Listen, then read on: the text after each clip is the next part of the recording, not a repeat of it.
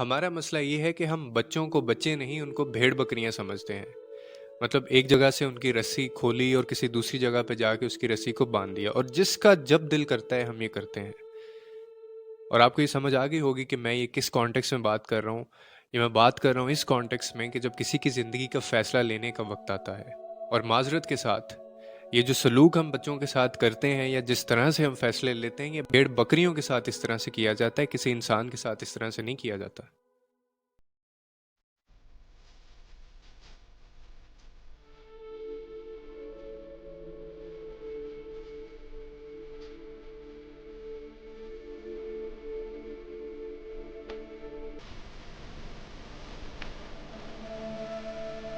और अगर मैं फैक्ट्स की बात करूं तो 2018 के बाद ऑनवर्ड 16.4 मिलियन पीपल जो लोग थे, 16.4 मिलियन जो लोग थे, दे वर इन फोर्स्ड मैरिज।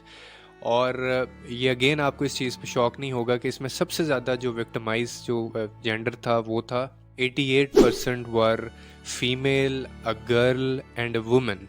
यानी वो एक औरत थी। और ये हमेशा मुझे बड़ा पिन करता है ये पॉइंट कि मर्दों के साथ क्यों ज़बरदस्ती नहीं की जाती शादी की, या फिर इसकी क्या रीज़न्स हो सकती हैं, ये हमेशा औरतों के साथ ही क्यों होता है या बच्चियों के साथ ही हमेशा क्यों होता है। खैर, इस पे कभी बात करेंगे फिर। आज का जो हमारा टॉपिक है उस पे ख़ास तौर पे हम बात करने वाले हैं कि जो फोर्सफुल मैरिज है वो कितनी ख़तरनाक साबित हो सकती है। और ये फ़ैसला लेते हुए हम सिर्फ दो लोगों को देख रहे होते हैं, लेकिन ये दो लोग आगे जाके कितने ज़्यादा जनरेशन्स पे डिपेंड करते हैं और उससे क्या मामलात होते हैं, इसके क्या कंसिक्वेंसेस होते हैं और कैसी ज़िंदगी जो है वो हो जाती है उन लोगों की भी जिनके लिए ये फ़ैसला लिया गया होता है और उन लोगों की भी जो लोग इनसे जुड़े होते हैं। इस पे आज हम बात करेंगे। और आप गूगल करके देख लें कि टॉप 10 कंट्रीज़ में कौन सा ऐसा मुल्क है जो पहले नंबर पे आता है जहाँ पे सबसे ज़्यादा एशिया के अंदर फोर्सफुल मैरिज हो रही है अभी तक। और इसमें जो एक और भी चीज़ है कि उन जो 88% मैंने आपको बताई उसमें 18 इयर्स की लड़कियां भी हैं और 15 इयर्स की लड़कियां भी हैं। अब ये तो आप कह सकते हैं कि ये जो आप बात कर रहे हैं 18 और 14 वाली, ये तो बैकवर्ड एरियाज़ में हो सकता है कि ये हो रहा हो जहाँ पे लोग पढ़े लिखे नहीं हैं, तो ठीक है। लेकिन जो दूसरी बात मैं कर रहा हूँ कि ज़बरदस्ती की शादी जो है और इमोशनल ब्लैकमेलिंग जो है वो आज भी हमारे घरों में हो रही है और ये पढ़े लिखे मतलब अफराद भी इसमें शामिल हैं और इससे हम लोगों की ज़िंदगियां तबाह कर रहे हैं और एक अपसेट और एक डिप्रेस माशरा जो है वो हम आगे पैदा कर रहे हैं और उसके बाद बच्चों में ये चीज़ जा रही है। अब इस मामले में हमारा यहाँ पे क्या ट्रेंड है, क्या कल्चर है कि ना सिर्फ हम बच्चों को इस तरह से ट्रीट करते हैं बल्कि उनको इमोशनल ब्लैकमेल भी हम लोग करते हैं कि क्या हो गया है, तुम ये क्यों शादी नहीं करना चाहते हो और तुम्हारे अब्बू क्या सोचेंगे, तुम्हारे ताया अब्बू की ये ख्वाहिश है, तुम्हारे दादे की ये ख्वाहिश है, तुम्हारे फुप्पे की ये ख्वाहिश है। मतलब उसको छोड़ के जिसने ये शादी करनी है, बाकी सारी दुनिया के नाम, दुनिया जहान के नाम हम ले के ये कह देते हैं कि उसकी ये ख्वाहिश है, उसको बुरा लगेगा, इस्लाम इस चीज़ की इजाज़त नहीं देता है और नाफरमानी होगी, ये वो कहेंगे लड़की बदतमीज़ है या लड़का बदतमीज़ है। और इस तरह से एक बहुत ही ज़बरदस्त तरीके से इमोशनल ब्लैकमेलिंग करके हम लोग धड़ाधड़ लोगों की ज़िंदगियों के फ़ैसले करते जाते हैं और उसके बाद जो मामलात फिर आगे उनको फेस करने पड़ते हैं उनसे हम सारे विड्रॉ कर लेते हैं। अब इसमें बिना कोई बहस किए आपको मैं बहुत सीधी सादी बात अगर बताना चाहूँ और आपके अगर ये समझ में आ जाए तो वो ये है कि कोई भी शख्स है, ना सिर्फ शादी का मामला बल्कि किसी की ज़िंदगी का कोई भी मामला है, कोई भी फ़ैसला है, आप किसी से ज़बरदस्ती इमोशनल ब्लैकमेलिंग करके, नफसियाती तौर पे उसको टॉर्चर करके या मेंटली उसको टॉर्चर करके, मजबूर करके आप उससे हाँ तक नहीं कहलवा सकते हैं। आप मतलब जिसमें उसकी कॉन्सेंट शामिल नहीं है, आप वो फ़ैसला नहीं ले सकते हैं। लेकिन हमारे यहाँ पे ये प्रैक्टिस इतनी बढ़ गई है और इतनी ज़्यादा कॉमन हो गई है, और बल्कि जो रेजिस्ट करते हैं जो लोग इस चीज़ को, तो फिर उनके बारे में ये कहा जाता है कि ये चलता है ये सब कुछ, मतलब लड़की का शादी के बारे में ना करना इट्स अ कॉमन, ये बहुत कॉमन है कि वो अगर ना करे, ये सारी लड़कियां ऐसे करती हैं, ठीक है। और ये रीजंस दे के हम लोग अपने आप को कन्विंस करते हैं और फिर आगे से हम लोग रीजंस ये भी दे रहे होते हैं कि मतलब वो अब फिर क्या हो गया है, दो कान तो उसके भी हैं, दो आंखें तो उसकी भी हैं, तो ज़रूरी तो नहीं है, वो अच्छा कमाता है, अच्छी फैमिली है। तो हम ये भूल जाते हैं कि अच्छी फैमिली, कमाना और दो आंखों के अलावा और अच्छा दिखने के अलावा अंडरस्टैंडिंग भी किसी चीज़ का नाम होती है। और ये उस वक्त तो दो लोगों की अंडरस्टैंडिंग होती है जब आप ये फ़ैसला ले रहे होते हैं, लेकिन उसके बाद ये मामला दो लोगों का नहीं रहता, बल्कि ये जनरेशन्स पे चला जाता है ये मामला, और उस तरह से आपके घर में मसाइल पैदा हो जाते हैं।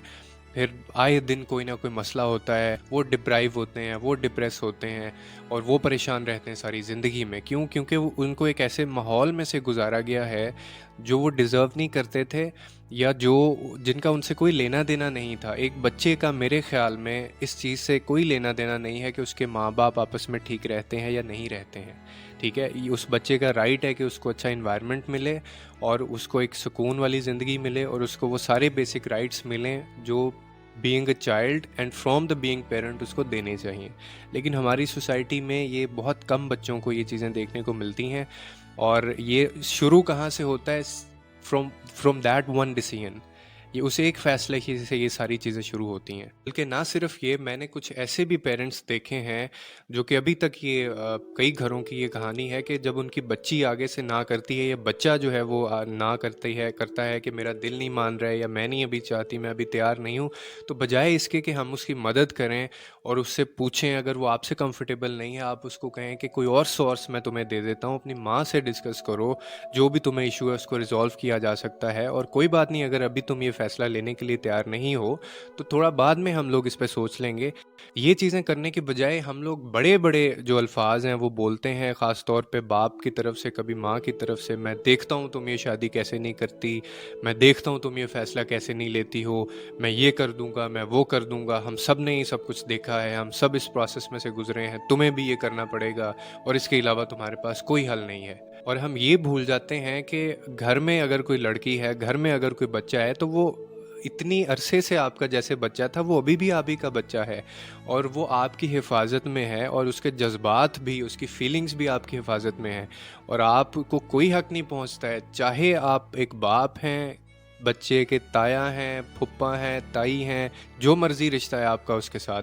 आपको कोई हक नहीं पहुंचता है कि आप उसके जज्बात को तकलीफ़ दें, या आप उसकी ज़िंदगी के फ़ैसले इस तरह से लें कि आप बड़े हैं। और फिर हमने ऊपर से अदब व आदाब का इतना ज़्यादा हमने बोझ अपने बच्चों पे डाला होता है कि वो बेचारे हमें ना भी नहीं कर पाते, और हम ये भी नहीं समझते कि अगर कोई बंदा आगे से ना नहीं कर रहा है, वो कुछ भी नहीं बोल रहा है, तो वो भी ना ही होती है।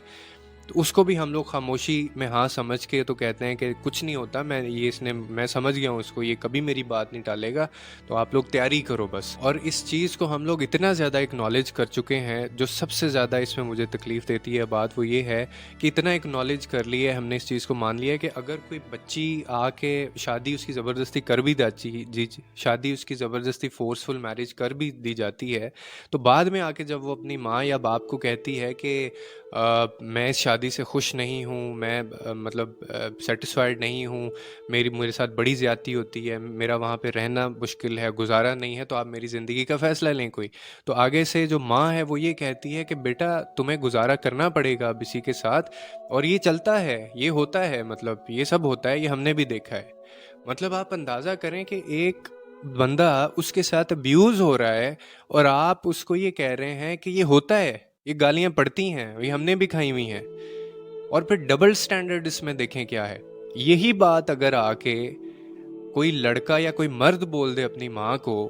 कि जी मैं खुश नहीं हूँ इसके रवैये से, मैं इसके काम से खुश नहीं हूँ, या ये मैं सेटिस्फाइड नहीं हूँ, मैं इसके साथ गुजारा नहीं कर सकता, तो माँ एक सेकंड नहीं लगाती ये कहने में कि हाँ तो छोड़ दो, मसला क्या है, दूसरी ढूंढ लो, जो तुम्हें खुश नहीं रख सकती है, जो तुम्हारे लिए ठीक नहीं है, तो बेटा वो हमें भी नहीं चाहिए, तुम दूसरी ले आओ। मतलब ये आप देखें, इमेजिन करें, डबल स्टैंडर्ड्स ये हैं हमारे अपने लिए, ये हमारे अपने स्टैंडर्ड्स हैं, और हम लोग तो उन्हें दूसरों की ज़िंदगी के क्या फ़ैसले लेने हैं, या क्या हमने किसी को सही गलत बताना है, जब हम एक जेंडर में ही जो है वो इक्वालिटी अभी तक नहीं लेके आ पाए हैं। इसीलिए ये सारी बातों का समझना बड़ा ज़रूरी है, और इनके कंसिक्वेंसेस भी हमें पता होना चाहिए। ये आप सिर्फ उस वक्त कह सकते हैं कि मतलब ये दो लोगों का मामला तब है जब ये सारा अंडरस्टैंडिंग के साथ हो, मतलब दोनों लोगों की आपस में अंडरस्टैंडिंग है, और वो दोनों खुश हैं, और उनका आगे काम सारा चलता जा रहा है, ज़िंदगी अच्छे से वो गुजार रहे हैं, तो वो दो लोगों का मामला है। लेकिन अगर ये अंडरस्टैंडिंग के साथ नहीं होता है, आगे जाके मामलात ख़राब हो जाते हैं, दोनों कंफर्टेबल नहीं है एक दूसरे के साथ, तो फिर ये दो लोगों का मामला नहीं रहता है,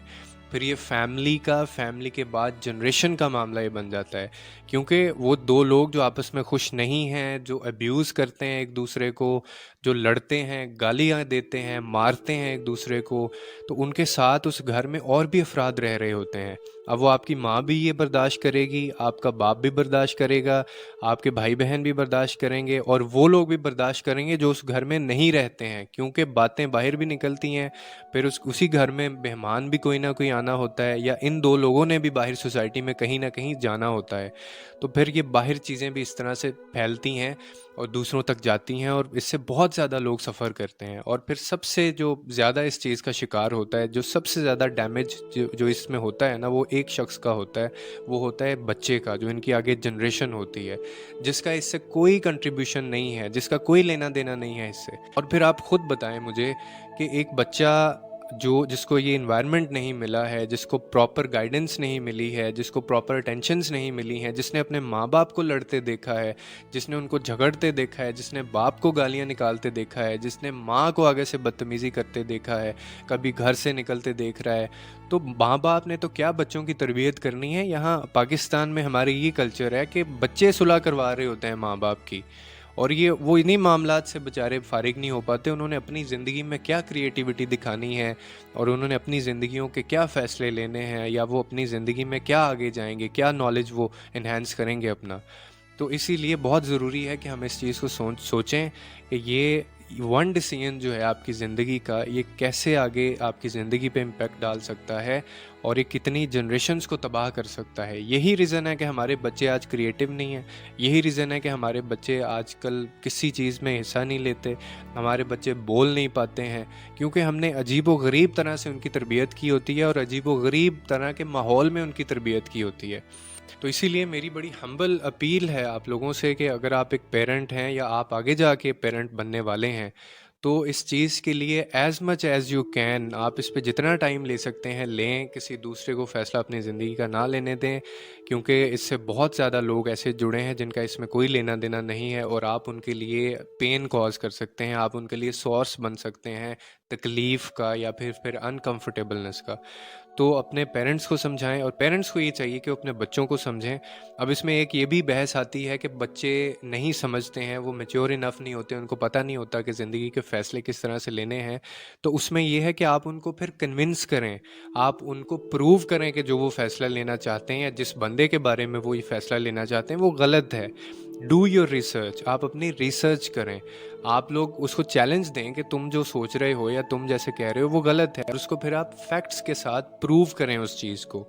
that is the only way. तो ये कोई तरीका नहीं है कि बच्चों को बिना सुने उनकी बात हम लोग एक ऐसा मुआशरा आगे डेवलप करते जाएं, और फिर ये रीज़न दें कि अगर मैंने गालियाँ खाई हैं तो लाजिम हो गया है मेरे बेटे पे भी गालियाँ खाना। अगर मेरी माँ ने, या फिर अगर आपकी माँ ने, या किसी बच्ची की माँ ने अगर अब्यूज़ देखी है अपनी लाइफ में, तो वो अपनी बच्ची को ये कहे कि ये चलता है जी, ये हमने भी ये सारा कुछ टाइम गुजारा है, और ये रिश्ते में यही सब कुछ होता है, तुम चुप हो जाओ, तुम अपने होंठों को सी लो, तुमने एक लफ्ज़ नहीं कहना है, वो तुम्हें मारे पीटे गाली दे जो मर्ज़ी करे, क्योंकि मेरे साथ भी ये सब कुछ हुआ है। तो ये तो कोई जस्टिफिकेशन नहीं है, और ना ये सच है कि आपके साथ हुआ है तो फिर वो आप बेटी के साथ भी वो होता देखेंगे। तो इस पे थोड़ी सी बात करने की ज़रूरत है, बच्चों के करीब जाइए। अगर एक वालिद का कम्युनिकेशन गैप है बच्ची के साथ, तो वो ये फिर अपनी बीवी को वो ये रिस्पॉन्सिबिलिटी दे कि वो इस मामले को जो है वो अच्छे तरीके से देखे। तो उम्मीद करता हूँ आपको इस वीडियो से कोई ना कोई अंडरस्टैंडिंग मिली होगी। लोगों के लिए आसानियाँ पैदा कीजिए, रब आपके लिए आसानियाँ पैदा करेगा। और अगर आपने हमारा चैनल अभी तक सब्सक्राइब नहीं किया है, अगर आप नए हैं, पहली दफ़ा देख रहे हैं, तो चैनल को ज़रूर सब्सक्राइब करें। Thank you so very much.